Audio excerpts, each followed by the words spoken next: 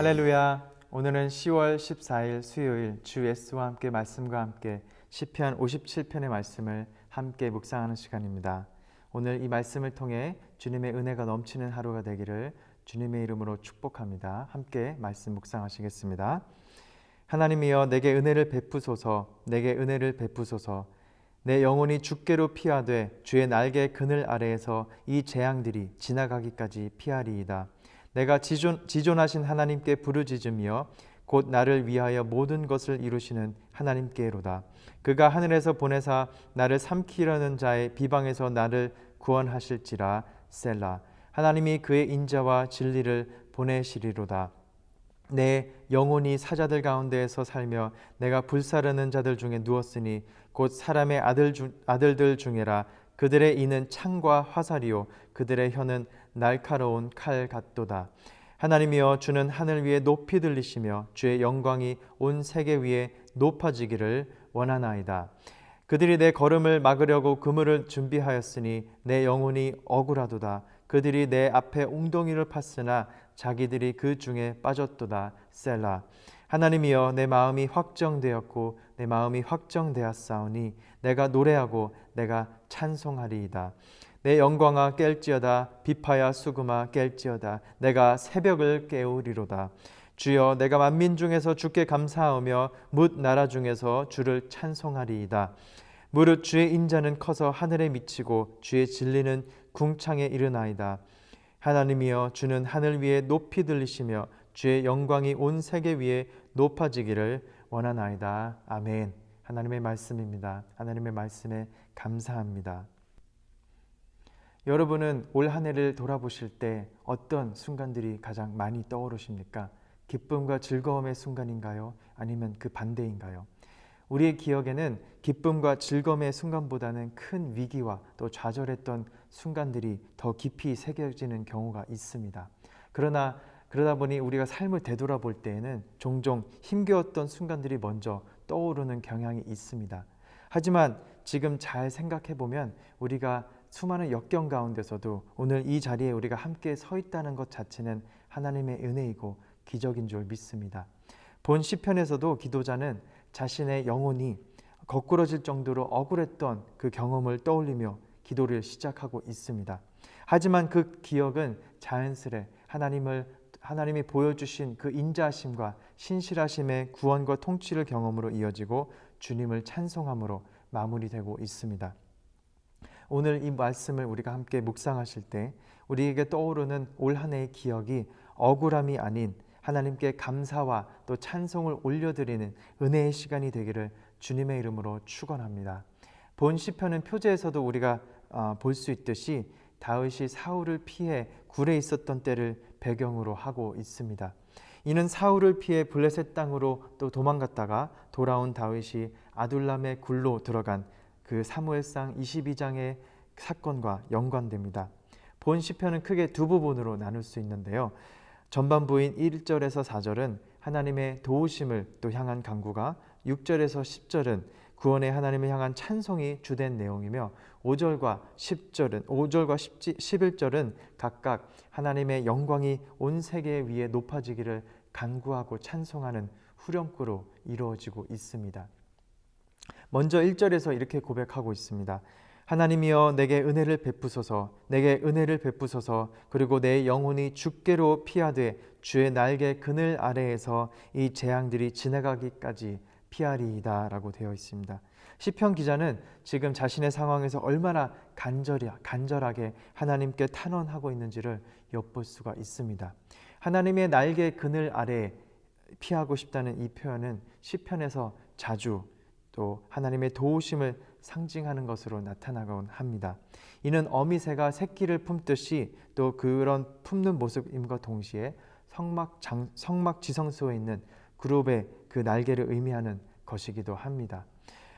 이렇게 시인은 가장 거룩한 장소인 지성소에서 하나님의 그 그늘 아래에 숨어서 재앙이 지나가기를 피하겠노라고 말하고 있습니다.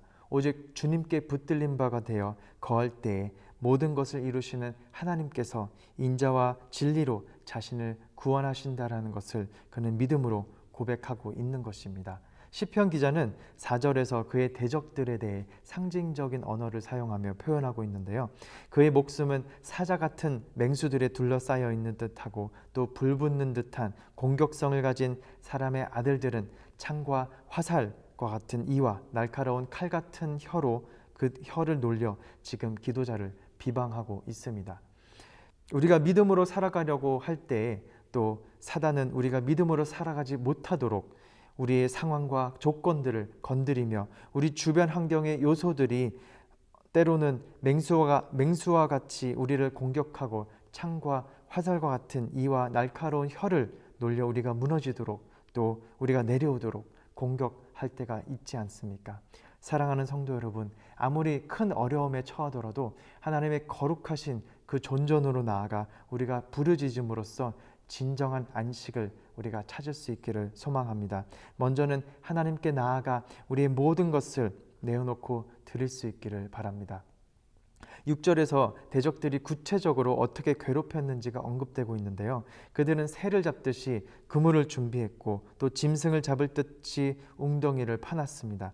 이 둘은 모두 함정을 뜻하는 것인데요. 그러니까 대적들은 지금 함정을 파놓고 기다리다가 기도자가 거기에 또 빠지도록 음모를 꾸미고 있는 것입니다.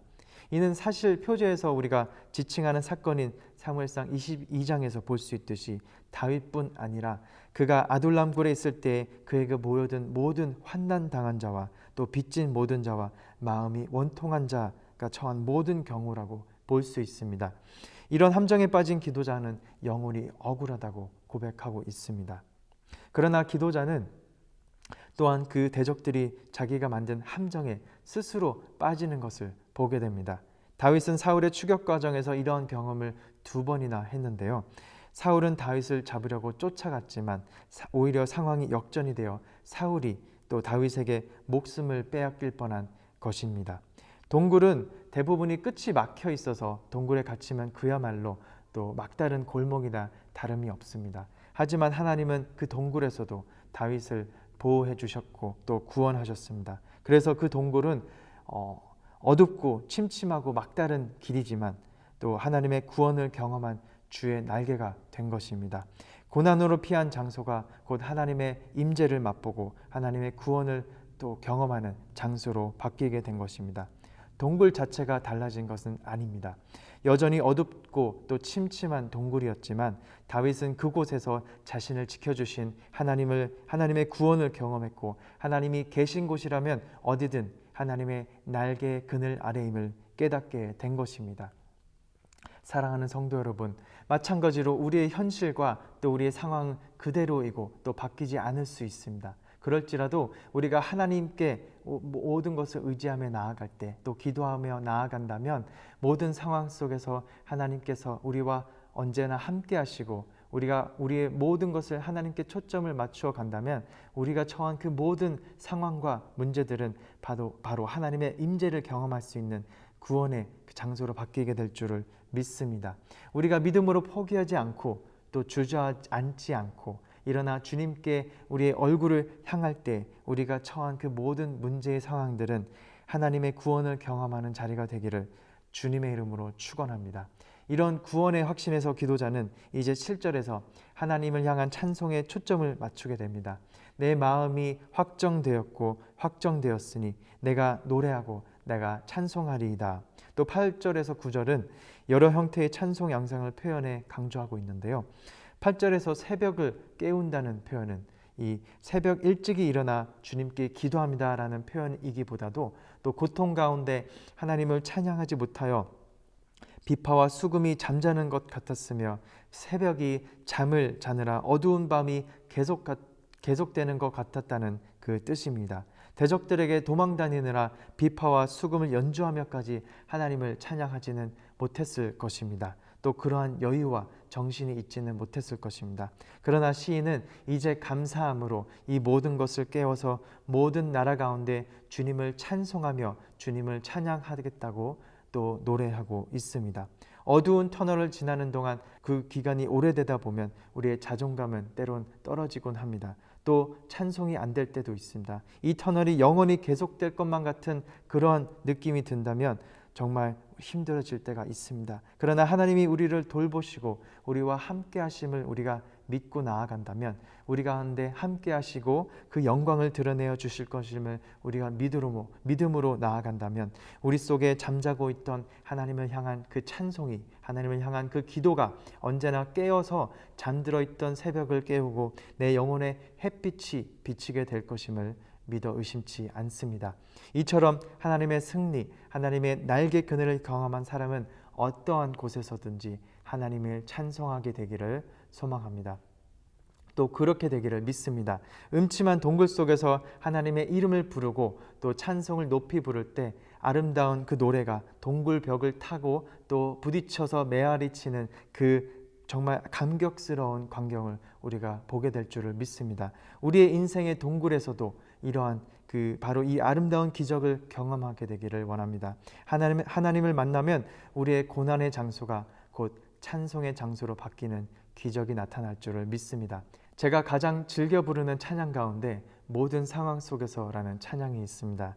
가사가 이렇게 됩니다. 모든 상황 속에서 주를 바라볼지라 주는 너의 큰 상급 큰 도움이시라. 주의 얼굴 구할 때 주의 영을 부으사 크신 사랑 안에서 주를 보게 하소서. 내 영혼이 확정되고 확정되어 싸우니 믿음의 눈 들어 주를 바라봅니다. 내 영혼이 확정되고 확정되어 싸우니 믿음의 눈 들어 주를 바라봅니다. 아멘. 우리 모두 하나님의 영광을 바라봄으로써 또 우리 어려움을 극복하는 또 성숙한 믿음으로 승리하는 우리 모든 신앙인들이 될 수 있기를 주님의 이름으로 축원합니다. 아멘. 기도하시겠습니다. 고맙고 감사하신 하나님 아버지, 감사합니다.